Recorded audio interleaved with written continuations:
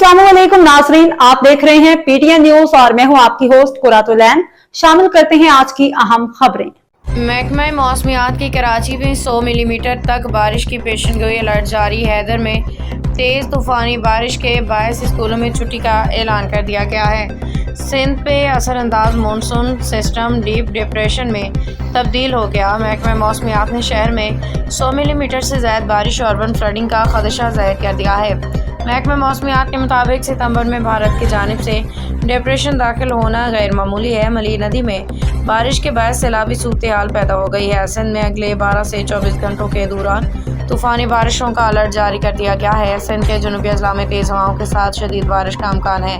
कराची सुबह से जारी हल्की तो कहीं तेज़ बारिश, मौसम खुशगवार हो गया। Shahrah Faisal, Tariq road, Saddar, M A Jinnah road, Gulshan Iqbal, Jamshed road, गुलिस्तानी चौर, यूनिवर्सिटी रोड, टावर, आया, Chundrigar road, old city area के एतराफ़ में बूंदाबांदी से मौसम सुहाना हो गया। दूसरी जानिब हैदराबाद में रात गए से वक्फे से जारी हल्की और तेज़ बारिश से जलथल एक हो गया। ज़िला इंतज़ामिया ने सरकारी और निजी तालीमी इदारों में छुट्टी का ऐलान कर दिया है।